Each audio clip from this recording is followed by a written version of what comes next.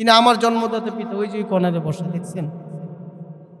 আমি ইসলাম ধর্ম গ্রহণ করার আগে তিনি আমাকে কঠিন হুঁশিয়ারি দিচ্ছে, যেখানে পাবে আমাকে হত্যা করে ফেলবে। 14 বছর ইসলামের দাওয়াত দেওয়ার পর আমার সেই পিতা আমার হাতে কালেমা পড়ে ইসলাম গ্রহণ করে মুসলমান হয়। এই যে আমার পাশেই বসে। বাবা, আমি কোনোদিন ভাবি না এরকম মানুষ কোনোদিন পরিবর্তন হইতে পারে, কারণ তিনি খুব বদমেজাজি মানুষ ছিল, শক্ত মানুষ ছিল। দেখেন 2 বছর আগে কালেমা পড়ছে, তাকে দেখলে কেউ বলবে তিনি নবু মুসলিম। বাবা, তিনি 62 বছর আল্লাহর সঙ্গে কুফর করছে, শিরক করছে। 62 বছর গুনাহ করার পর, কুফরি করার পর, শিরক করার পর এক কালেমার উসিলায় তার জীবনের গুনাহগুলোকে ক্ষমা করে দিচ্ছেন কি? বাবা, তার মতো মানুষকে যদি একটা 62 বছর জীবনে আল্লাহ ক্ষমা করতে পারে, আপনার আমার জীবনে অল্প কয়েকদিনের গুনাহ, কয়েক বছর গুনাহকে আল্লাহ ক্ষমা করতে পারে না? বাবা, বলতেছিলাম, তার কথাও এখানে আসতেছে। একজন মানুষ মারা গেলে মুসলমানের আদর্শ নিয়ম অনুযায়ী তাকে সুন্দর করে গোসল করে, কাফন পরে কবরের মধ্যে রাখে কি রাখেন? যখন লাশটা কবর রাখে দেখবেন বাঁশ দিয়া, চাটাই দিয়া, একটা ছাউনি দিয়া, তারপরে মাটি দেয় কি দেয় না বাবা, দিয়া দোয়া করে যার যার মতো চলে আসে। এই আদর্শটা আমার কাছে খুব ভালো লাগতো। কিন্তু হিন্দুরা মারা গেলে কিভাবে তাদেরকে দাফন করে, কাফন করে আমি কোনোদিন দেখিনি। যখন আমার ঠাকুরমা মারা গেছে, ঠাকুরমা কারে কেউ বুঝেন তো? আমার বাবার মা, দাদি। আমার ঠাকুরমা মারা যাওয়ার পর আমি তখন খুব ছোট, বয়স কত আমার মনে নেই। আমি আমার মায়ের সঙ্গে যখন গেলাম দেখার জন্য, গিয়ে দেখি যে এই খাটে ঘুমানো ছিল, ওই খাটের চাদর দিয়া তার লাশটাকে এরকম পেঁচাইয়া বাজার থেকে পাটি আনছে। পাটি চিনেন আপনারা? পাটি আইনা লম্বা বাঁশ আনছে, এরকম দুইটা আইনা বাঁশের সাথে এরকম পাটি দিয়ে পেঁচাইয়া রশি দিয়ে বাঁধি দিচ্ছে। তখন আমি মাকে জিজ্ঞাসা করলাম, মা গো, ঠাকুরমা কিভাবে বাঁধ দিচ্ছে কেন? তিনি কি অপরাধ করছে? আপনারা কি বিরক্ত হচ্ছেন বাবা? বলবো না মুনাজাত দিয়ে দিন? হ্যাঁ, ও নীরবে শুনতেছেন। আমি প্রথমে শুনছি যে নিরামিষ কইতেছেন। নিরামিষ কইতেছি, ঠিক আছে, আচ্ছা, নীরবে শুনতেছেন। এখন আমার ঠাকুরমা মারা যাওয়ার পর আমি কিন্তু আগেই বলছি, আমার কথাগুলো খেয়াল করে না শুনলে বুঝবেন না। আমি মুসলমান মারা গেলে কিভাবে দাফন করে, কাফন করে, এটা সব জায়গায় সচরাচর বাড়ির পাশে মানুষ কবর দিই না আমরা, দেখা যায়। কিন্তু হিন্দুরা মারা গেলে কিন্তু সব জায়গায় এটা করে না। কিভাবে তাদেরকে বিদায় দেয়, এটা অনুষ্ঠানটা সব জায়গায় করে না। একটা নির্দিষ্ট জায়গায় একটা চিতা খোলা থাকে, নিরিবিলি পরিবেশ, ওইখানে গিয়ে তারা তাদের ধর্ম মতো তাদের কাজটা করে। আমি কোনোদিন আগে দেখি নাই। যখন দেখলাম ঠাকুরমা কীভাবে বাঁধ দিচ্ছে, তখন আমি মাকে জিজ্ঞাসা করলাম, মা গো, ঠাকুরমা কীভাবে বাঁধ দিচ্ছে কেন? কি অপরাধ করছেন তিনি? তখন মা উত্তর দিয়ে বলতেছে, বাবা, ঠাকুরমা জীবনে যে পাপ করছে, তারা পাপ মোচন করার জন্য তাকে শ্মশানে নেওয়া হইতেছে। তখন আমি বললাম, শ্মশানে কেন নিচ্ছে মা? বলতেছে, সেখানে নিয়া তো ঠাকুরমাকে আগুনে পুরা দিয়া তার জীবনের যত পাপ আছে এগুলো মোচন করে তাকে স্বর্গবাসী করা হবে। আমি তো ছোটবেলায় স্বর্গের অনেক গল্প শুনছি, এই যে আপনারা উলামায়ে কেরামের জবান থেকে, মুরব্বীদের জবান থেকে জান্নাতের অনেক কথা শুনছেন না? জান্নাতে যাইতে মনে চায়নি? সবারই চায়। তো আমিও ছোটবেলায় স্বর্গের অনেক গল্প শুনছি, কোনোদিন দেখি নাই। যখন মা বলল যে ঠাকুরমার জীবনের পাপগুলো মোচন কইরা স্বর্গবাসী করা হবে, তখন আমার স্বর্গ দেখার আগ্রহ বাইরে গেছে। চিন্তা করলাম, ঠাকুরমা যখন স্বর্গে যাব, আমি তো তার নাতি, আমি যদি একটু যাইতে পারি তাহলে গিয়ে একটু ঘুরে দেখি আমার স্বর্গটা কেমন। এমন সময় মাকে বললাম, মা গো, আমি তো ঠাকুরমার সঙ্গে যাইতে চাই, দেখতে চাই, তুমি কি বলো? মা বলতেছে, বাবা, খবরদার, এই কথা আর বইল না। কেন মা? বলে, তুমি বাচ্চা মানুষ, তোমার ঠাকুরমাকে যেখানে নেওয়া হচ্ছে সেখানে যে ঘটনা ঘটবে, তুমি যেটা দেখবা, সেটা দেখার পর তুমি ভয় পেয়ে যাবে। আমি বললাম, তা কেমন? বলতেছে, ওখানে নেওয়ার পর চিতা খোলার মধ্যে তোমার ঠাকুরমাকে আগুনে পুরা দেওয়া হবে, আর ওই দৃশ্য দেখলে তুমি বাচ্চা মানুষ ভয় পাইবা, কলিজা ভাইটা মারা যাইবে। এখন আমি চিন্তায় পড়ে গেলাম। একবার মায় কইল ঠাকুরমা স্বর্গে যাইব, আরেকবার কইতেছে আমি কলিজা ভাইটা মারা যাবো। ঘটনাটা কি? মানে আমার আগে ইচ্ছা যা ছিল এখন আরো বাইরে গেছে। এখন আমি চিন্তা করলাম, মরি আর বাঁচি, ঠাকুরমা কেমনে স্বর্গে যায় দেখো।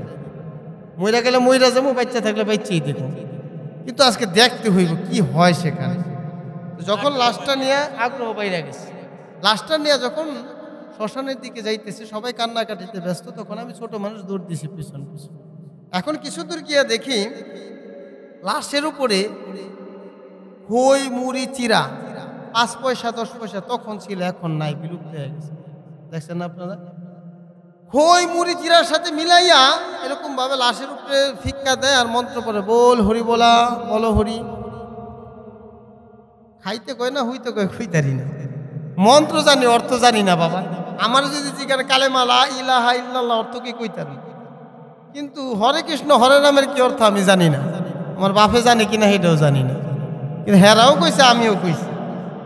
এখন যখন এরকম মন্ত্র পড়ে আর এরকম কই মুড়ি ছেটায়, দেখি লাশের উপরে থেকে টাকা পড়ে, 5 পয়সা 10 পয়সা পড়ে।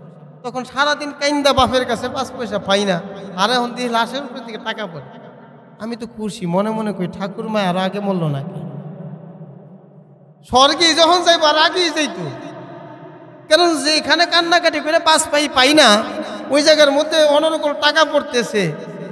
স্বর্গের নীলা খেলা এখনই শুরু হয়ে গেছে। টাকাগুলো ইতাছি, দোকানে গিয়ে চকলেট খাই, আইসক্রিম খাই, আবার একটু দৌড় দিয়ে গিয়ে যে লাশ আগায় গেছে, আবার দৌড় দিয়ে গিয়ে কয়টা পড়ছে, পয়সা কোন জায়গায় পড়ছে টুকাইতাছি, দৌড়াইতাছি, খুব খুশি। মনে মনে কই স্বর্গে যাওয়ার আগে রাস্তায় যখন এত টাকা, না জানি স্বর্গে কত টাকা পড়ে রয়েছে। আজকে মরে গেলে যাবো, তারপরে স্বর্গে গিয়ে টাকা কিনে নেওয়া হয়। ছোট মানুষ তো এত কিছু বুঝি না, ভাবছিলাম এই ভালোই হবে সব কিছু। পরবর্তীতে যে ঘটনা ঘটবে বা দেখবো, এটার জন্য আমি মোটেও প্রস্তুত ছিলাম। বলবো নাকি? ভয় পাইবেন না আবার আপনারা শোনার সাহস আছে? আমার মামার সাথে একদিন হাসপাতালে গেছি, এক লোকের ইঞ্জেকশন দিছে, দেখে আমার মামা অজ্ঞান হয়ে গেছে। একজনের ইঞ্জেকশন দিছে, তিনি অজ্ঞান হয়ে গেছে, ভয় পাইছে। মানে আমি যে দৃশ্য দেখে ভয় পাইছি, মানে আপনার শুই না যদি আবার ভয় পান, সাহস আছে?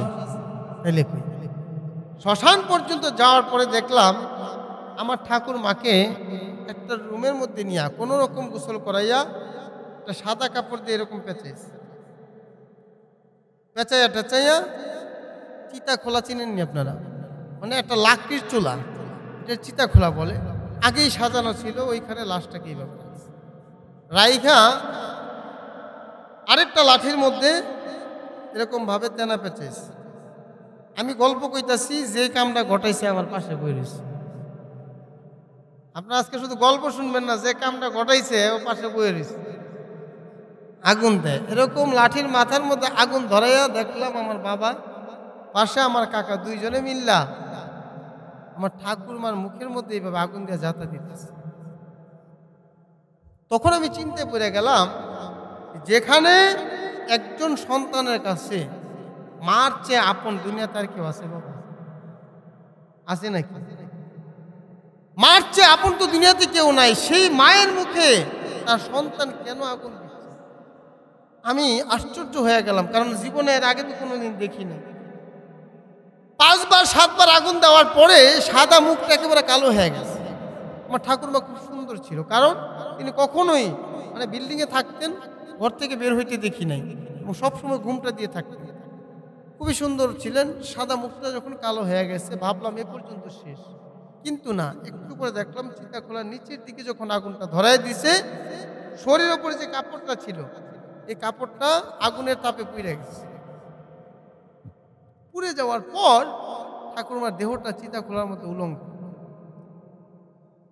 এখন আপনারা ভাবেন, একজন সন্তানের সামনে যদি তার মার দেহটা উলঙ্গ থাকে, ধর্মের কথা বাদ দিলাম বাবা, আপনাদেরকে আল্লাহ একটা জ্ঞান দিছে না, বিবেক দিছে না বাবা? বিবেক দিয়ে আপনারা আমার কথাটা একটু ভাবেন, যে আমার সামনে, আপনার সামনে যদি আমাদের মা বাবার দেহটাকে এরকম উলঙ্গ অবস্থায় আগুনে জ্বলে, এই দৃশ্য কোনো সন্তান দেখে সহ্য করতে পারে? পারে? সম্ভব এটা?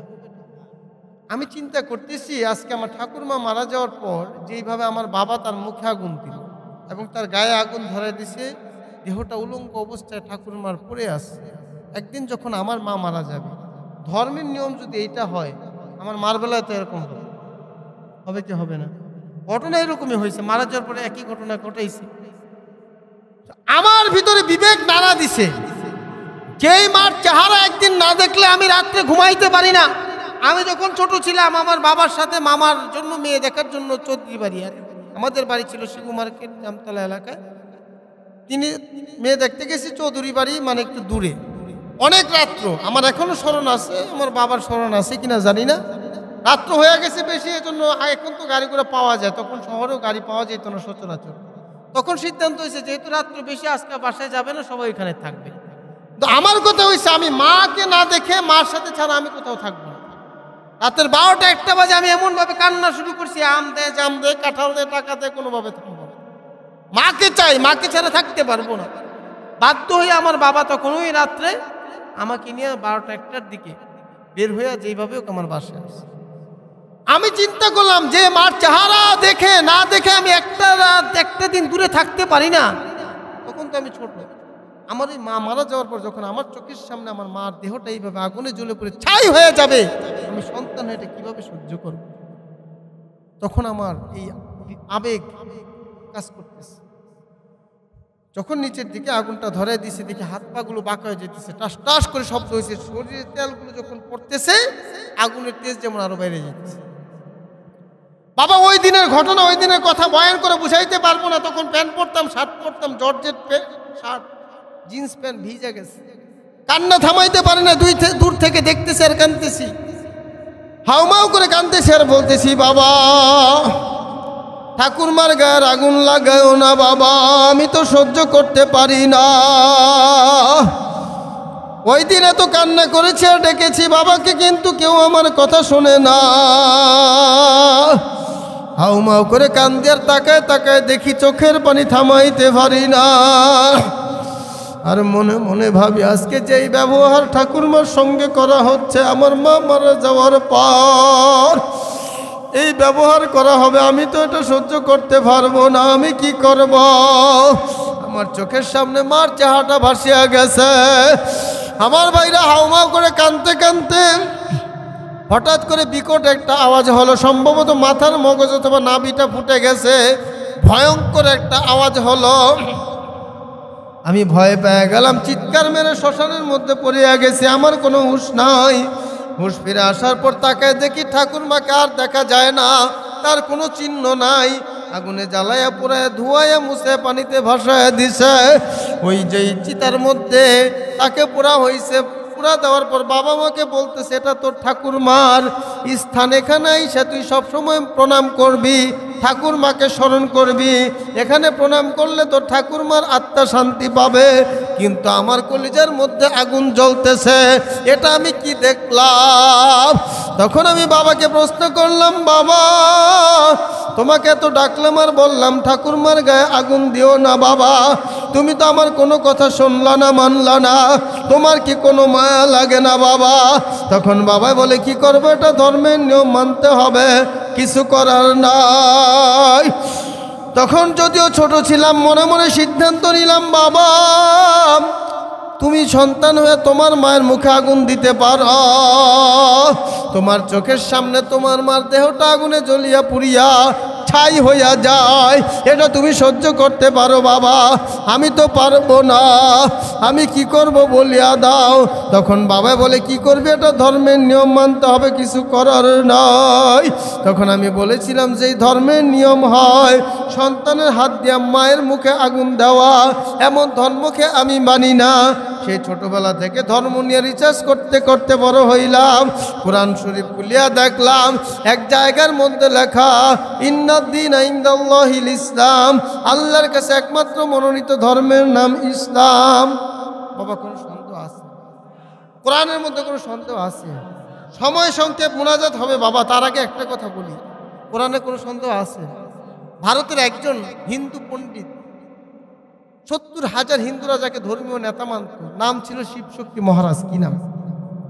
এই শিবশক্তি মহারাজ বিভিন্ন ধর্মগ্রন্থ নিয়ে গবেষণা করতে গিয়ে দেখলেন প্রত্যেক ধর্মগ্রন্থের মধ্যে ভুল পাওয়া যায়। তখন তিনি চিন্তা করলেন, মুসলমানরা যে তাদের ধর্ম কোরআনকে পিওর বলে, দেখি এটাতে কোথাও ভুল পাওয়া যায় কিনা। এই শিবশক্তি মহারাজ কোরআনের ভুল বের করার জন্য আমার ভাইরা কোরআন রিসার্চ করা শুরু করছে। শিক্ষিত মানুষ অনেক আছে, ইতিহাস জানেন কি জানেন, রিসার্চ করতে গিয়ে কোরআনের ভুল বের করতে গিয়ে তার নিজের জীবনের ভুল ধরা পড়ে গেছে। জোরে কন্যা সুবহানাল্লাহ। কোরআন শরীফ খুলে দেখে আল্লাহ পাক রব্বুল আলামিন, বাবা পৃথিবীর ভিতরে যত বড় বৈজ্ঞানিক বলেন, দার্শনিক বলেন, লেখক বলেন, গবেষক বলেন, কোনো বই লেখার পর শেষের পৃষ্ঠায় লিখে দেয় আমার বইয়ে ভুল পাইলে ধরাই দিবেন, সংশোধন আছে না নাই? শিক্ষিত ভাইরা, মুরব্বী বাবারা জবাব দিবেন, অনেক বই এরকম লেখা থাকে কি থাকে না? অথচ আল্লাহ পাক রব্বুল আলামিন ১৫০০ বছর আগে যে কোরআন নাজিল করেছেন, এই কোরআনের শুরুতে আল্লাহ চ্যালেঞ্জ করে দিয়েছেন, আলিফ লাম মিম যালিকাল কিতাবু লা রাইবা ফীহি হুদাল লিল মুত্তাকিন। জোরে কোন না সুবহানাল্লাহ। কোরআনের শুরুতে আল্লাহ চ্যালেঞ্জ করে বলতেছেন, এটা সেই কিতাব যেই কিতাবের মধ্যে শুরুতে, মাঝখানে, শেষে কোনো ভুল নাই, ভুল থাকতে পারে এমন সন্দেহ পর্যন্ত নাই। জোরে কন্যা সুবহানাল্লাহ। বাবা, এই কোরআনের ভুল ধরতে গিয়ে শিবশক্তি মহারাজ দেখলেন তার নিজের জীবনে ভুল ধরা পড়ে গেছে। তিনি দেখলেন ইসলাম ব্যতীত অন্য কোনো ধর্মে গিয়ে, অন্য কোনো পথে গিয়ে মুক্তি পাওয়া যাবে না। তখন তিনি দ্বিধাদ্বন্দ্বে পড়ে গেলেন। ৭০,০০০ মানুষ আমাকে ধর্মীয় নেতা মানে, এখন যদি আমি বলি ইসলাম সত্য, হিন্দু ধর্ম মিথ্যা, আর ৭০,০০০ আমার ভক্তরা যদি বেশি না দেয়, একটা করে কিল দেয় ৭০,০০০, ঠিক না বেঠ? মোহাম্মদ কইরা যদি কয় সব মাফ করে দিলাম, এতদিন আম করে কেন পূজা হয়ে গেলেন, কেন মূর্তির পায়ে সেজদা হইলেন? এখন আপনি কইতেছেন এটা ভুল, কোরআন সঠিক, ইসলাম সত্য, আর আপনি ইসলাম গ্রহণ করবেন, আপনার বেশি না একটা করে কিল দিব, এতদিন আমাদেরকে ভুল পথে চালাইলেন, একটা করে কিল দিলে শিবশক্তি মহারাজের আট্টিকুটি খুঁজে পাওয়া যাইব? চিন্তায় পড়ে গেলেন, কি করবেন? আবার চিন্তা করতেছে, যদি ইসলাম গ্রহণ না করে পরকালে মুক্তি পাওয়ার কোনো রাস্তা আছে বাবা? হঠাৎ করে একদিন রাতে শিবশক্তি মহারাজ ঘুমাইছে, স্বপ্নের মধ্যে দেখা আল্লাহ রাসূল তার সামনে এসে হাজির হয়ে গেছে। আল্লাহ রাসূল এসে বলতেছে, শিবশক্তি মহারাজ যদি মঙ্গল চাও এখনই কালেমা পড়ে নাও, লা ইলাহা লা ইলাহা লা ইলাহা লা ইলাহা ইল্লাল্লাহু মুহাম্মাদুর রাসূলুল্লাহ সাল্লাল্লাহু। শিবশক্তি মহারাজ কালেমা পড়া মুসলমান হয়ে গেছে। যেরকম সুবহানাল্লাহ। বাবা, তার পরবর্তী নাম হয়েছে ইসলামুল হক। এরকম যুগে যুগে যুগে যুগে মানুষ ইসলামের দাওয়াত পেয়ে কালেমা পড়া মুসলমান হয়েছে, এমন নজির আছে না নাই? ইসলাম সত্য কোনো সন্দেহ আছে? কোরআন সত্য কোনো সন্দেহ আছে? বাবা, একটা কথা খুব ভালো করে বুঝবেন, কোরআনের সঙ্গে লাগার কারণে একটা কাগজের দাম বাড়ায় দেয় কে? বাবা, আজকে যত দামি কাগজই বলেন না কেন, যদি আমাদের পায়ে লাগে, আমরা কোনোদিন চুমা খাইছি নাকি? এই যে পোস্টারে আমার নাম লেখা আছে, শফিকুল ইসলাম মাসুদ ভাইয়ের নাম লেখা আছে, আজকের পরে কালকে যদি এটা মাটিতে পড়ে থাকে সবাই পারাবে, কেউ এটা হাতেও নিবে না, চুমাও দিবে না, ঠিক কিনা? কিন্তু এই পৃষ্ঠার ভিতরে যদি আল্লাহ পাকে একটা আয়াত লেখা থাকতো, কোরআনের আয়াত থাকতো, এটা কোনো মুসলমানের সামনে পড়ার পর কোনোদিন তার পা এটার উপরে পড়তো না। বরং এটা কোনো মুসলমান পাইলে কাগজের টুকরা নিয়ে চুমা দিয়া বুকে নিত। কি বলেন, ঠিক কিনা? এই কাগজের দাম বাড়ছে কিসের কারণে? কোরআনের কারণে, ঠিক কিনা?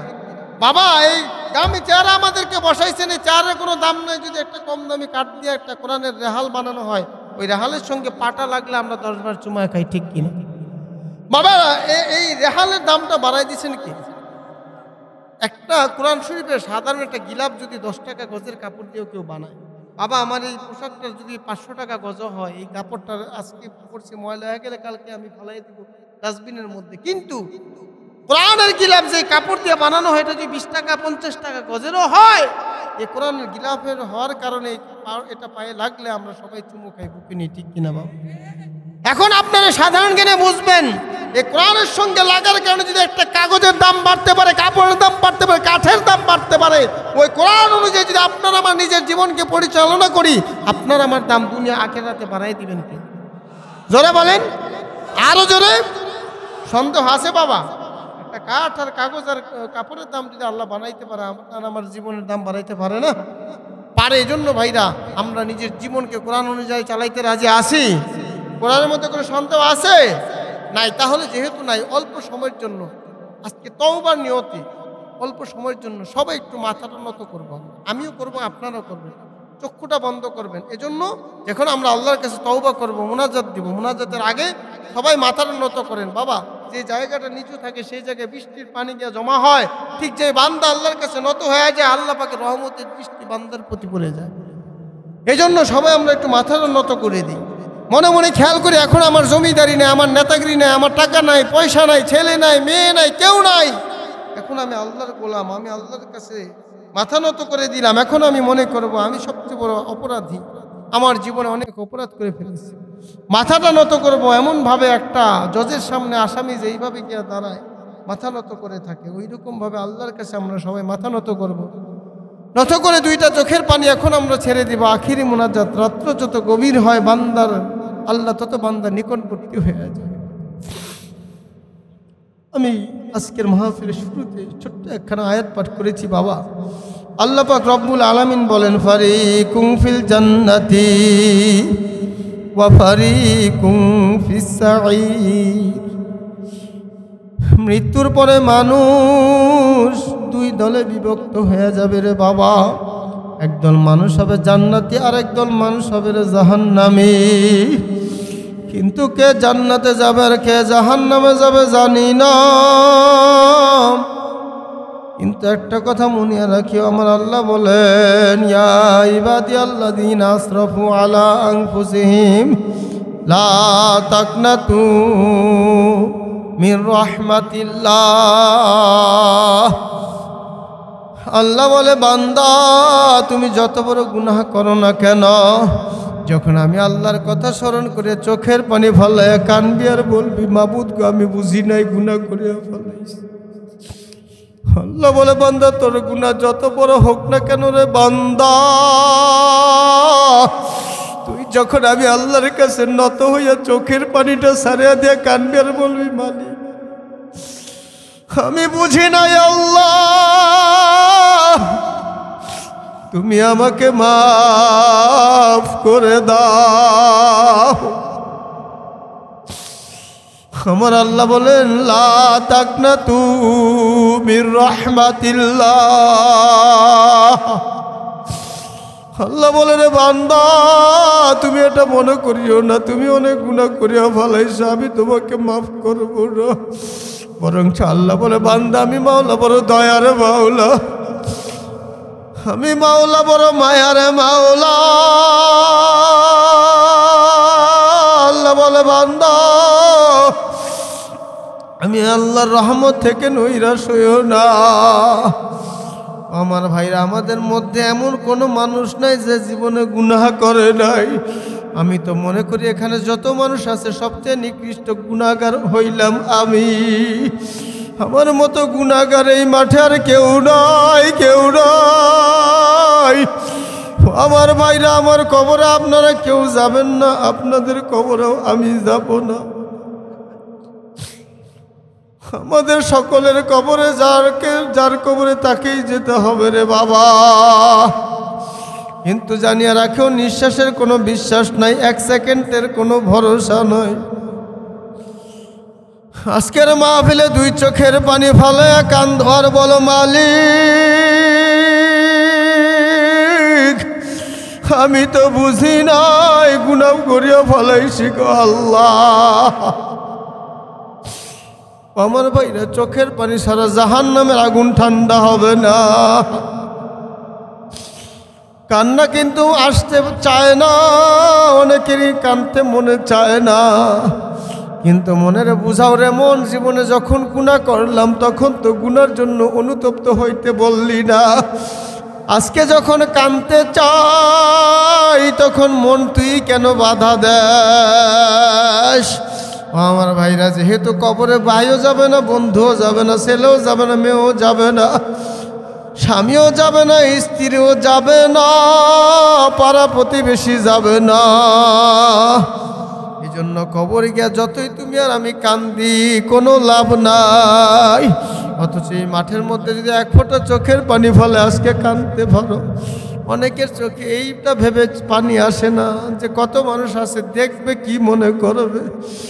এইটা না ভাবিয়া বরঞ্চ তুমি মনে করো, আজকে যদি আমার আল্লাহ আমাকে মাফ না করে, যদি মালাকুল মউত আসে আমাকে ধাক্কা মারিয়া মউতের বিছানায় ফালাইয়া দেয়,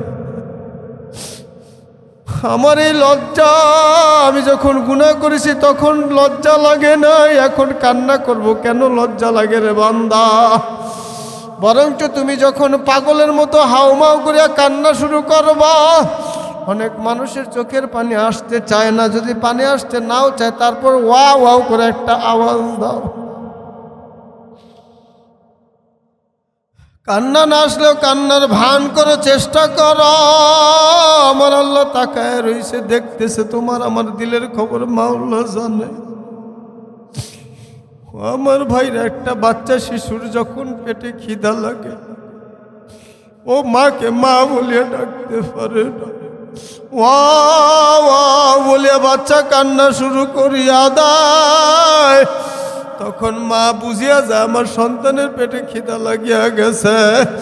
মা যদি এক লোকমা ভাত মুখে নেয় পেটে যাইতে পারে না, গলা থেকে ভাত নামে না, দৌড়ায় গিয়া সন্তানকে কুলে নিয়ে চুমু দেয় আর দুধ দিয়ে বলে, বাবা তোমাকে অনেক কষ্ট দিয়া ফলাইছি বাবা, আর কান্দিও না, আমি আসিয়া গেছি রে বাবা। ঠিক বান্দা যখন মাওলার ভয়ে, মাওলার জাহান্নামের ভয়ে হাউমাউ করে কান্দার বলে, মালিক আমি তো বুঝি নাই গুনাহ করিয়া ফলাইছি গো আল্লাহ, তুমি ছাড়া তো আমাদেরকে ক্ষমা করার কেউ নাই, তুমি আমাকে মাফ করে দাও। তখন মাওলার রহমতের দৃষ্টি বান্দার দিকে পড়িয়া যায়। এই জন্য ভাইরা সবাই চোখের পানি ফেলে কান্দর তওবা করো। নবীজি বলেন, আর তাই মিরা জাম্বি কামাল্লা জাম্বালা, আমার উম্মতেরা তোমরা যখন খাস করে তওবা করবা, নবীজি বলেন তখন আল্লাহ পাক তো ওই বান্দা বান্দিকে এমনভাবে মাফ করিয়া দেয়, একটা নবজাত শিশু ভূমিষ্ঠ হওয়ার পর যেই রকম নিষ্পাপ হইয়া যায়, তওবাকারী বান্দা বান্দি মালিকের কাছে তওবা করার পর আল্লাহ পাক রব্বুল আলামিন ওই বান্দা বান্দিকে নিষ্পাপ শিশুর মতো বানাইয়া দেয়। অন্য হাদিসে নবীজি বলেন, মামবাকা মিন খাশিয়াতিল্লাহ হারামাল্লাহু তিলকাল আইনা আলান নার। নবীজি বলেন, হ্যাঁ আমার উম্মতেরা শোনো, তোমরা যদি মাওলার ভয়, মাওলার জাহান্নামের ভয়ে এক ফোঁটা চোখের পানি ছাড়িয়ে কাঁদতে পারো, মাওলা তোমার জন্য জাহান্নামের আগুনকে হারাম করিয়া দিবে। আর এখন যাদের চোখে পানি এখনো আসে নাই, যারা এখনো কাঁদতে পারো নাই, তাদেরকে শুনাইয়া যায়। আল্লাহ বলেন কোরআনুল কারীমের মধ্যে, কিছু কিছু মানুষ হাসর ময়দানে উঠার পর এত পরিমাণে কান্না করবে আর আফসোস করে বলবে, ইয়া লাইতানি কুনতু তুরাবা। আমার ভাইরা, গুনাহগার নাফরমানগুলো যখন হাসর ময়দানে উঠবে, দূর থেকে জাহান্নাম তাদেরকে দেখিয়া লাফায়া লাফাইয়া হাসর ময়দানের দিকে আসতে থাকবে। এই ঘটনা দেখিয়া নাফরমান হাউমাউ করে কান্না শুরু করবে, চিল্লাইবার বলবে, মালিক আমি যদি মানুষ না হইয়া একটা গরু হইতাম, বকরি ভেড়া হইতাম, আজকে মাটির সঙ্গে মিশিয়া যাইতে পারতাম, কিন্তু আজকে যে জাহান্নাম লাফা লাফা আসতেছে, আজকে বুঝি আর আমার উপায় নাই। তখন বান্দা বলবে, ইয়া লাইতানি কুনতু তুরাবা। আফসোস করতে করতে নিজের হাতকে, আঙ্গুলকে কামড়াইতে কামড়াইতে ফাঁসা ফাঁসা বানায়া ফলাইবে, তারপরেও কান্না থামা হবে না। জাহান্নামের ভয়াবহতা, হাসর ময়দান এত ভয়ঙ্কর, এত কঠিন হবে। ওই ভয়াবহতা দেখার পর সমস্ত নবীরা পর্যন্ত সেজদায় পড়ে যাবে, নবীরা পর্যন্ত সেজদায় পড়ে উম্মতের কথা ভুলিয়া যাবে। নবীরা পর্যন্ত সেজদায় পড়ে বলবে, ইয়া নাফসি ইয়া নাফসি। সেজদায় পড়ে কান্দার বলবে, মাবুদ গো আজকে আমার উপায় কি? ওইদিকে জাহান্নাম যখন গুরিম গুরিম আওয়াজ দিয়া হাসর ময়দানের দিকে লাফায়া লাফায়া আসতে থাকবে, ভয়ঙ্কর পরিস্থিতি দেখার পর তোমার আমার নবী জনাবে মুহাম্মদুর রাসূলুল্লাহ সাল্লাল্লাহু আলাইহি ওয়াসাল্লাম সেজদায় পড়ে কাঁদতে আর বলবে, রব্বি হাবলি ইয়া উম্মতি রব্বি হাবলি ইয়া উম্মতি। নবীজি উম্মতের অবস্থা দেখে সেজদে পড়ে কাঁদতেন, বলবে বাবা আজকে জাহান্নাম যেভাবে আসতেছে আমার উম্মতের উপায় কি? আমার ভাইরা নবীজির কান্না মাওলা সহ্য করতে পারবে না। মালিক ডাক দিয়ে বলবে নবী গো আপনাকে আর কাঁদতে হবে না, আপনি যা চাইবেন তাই দেওয়া হবে, যেই দোয়া করবেন সেই দোয়া মঞ্জুর করা হবে। নবীজি বলবে মাবুদ গো জাহান্নামকে ফেরান, আমার উম্মতকে যদি জাহান্নাম খায়া ফেলে আমি নবী তো সহ্য করতে পারবো না। তখন একটা পেয়ালার মধ্যে পানি দিয়ে বলবে নবী গো এই পানিটা জাহান্নামের গায়ে ছিটা দেয়। তখন নবীজি পানিটা নিয়ে জাহান্নামের দিকে দৌড় দিবে। যখন পানিটা ছিটাই দিবে জাহান্নাম ঠান্ডা হয়ে যাবে, কেত কেত করে পিছনের দিকে দৌড় দিবে। নবী জিজ্ঞাসা করবে মাবুদ গোটা কোন কুদরতি পানি, কোন বেহেশতের পানি? বিরাট বিরাট ফেরেশতারা মোটা মোটা শিকল দিয়া যেই জাহান্নামকে টানিয়ে রাখতে পারে না, আর সামান্য একটু পানি ওই জাহান্নামকে কেমনে ঠান্ডা করলো গো আল্লাহ।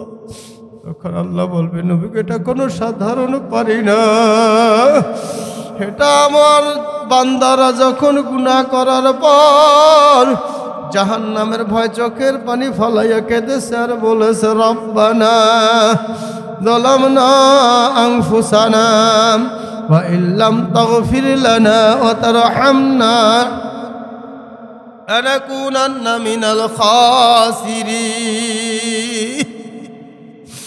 আল্লাহ বলবেন তখন বান্দার চোখের পানিটা আমি বড় যত্ন করিয়া রাখিয়া দিছি, আজকে চোখের পানি যেইভাবে জাহান্নামের আগুনকে ঠান্ডা করতে পারে এর বিকল্প কোনো পানি আমি মাওলা বানাই নাই। এজন্য ভাইরা চোখের পানি ফলে তারপরে মাওলার কবরে যাইতে হবে রে বাবা, কারণ এই কবর কোনো সাধারণ ঘর না, সাধারণ জায়গা না। ওই কবর হইল সাপ বিচ্ছুর ঘর, পোকা মাকড়ের ঘর। ওই কবরে কেউ না গিয়ে থাকতে পারবো না।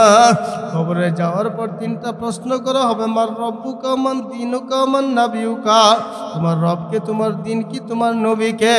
বাবা যদি ওই আল্লাহর জিকির অন্তরে না থাকে ওই দিন জবাব বের হবে না। যদি ইসলামের উপর চলতে না পারি ওই দিন জবাব বের হবে না। যদি নবীর সুন্নত মহাব্বত অন্তরে না থাকে ওই দিন তো জবাব দিতে পারবো না। খিনিয়া কবর রওনা দিলাম, একটু চিন্তা ভাবনা করে তারপর মাওলার কবরে যাইয়া।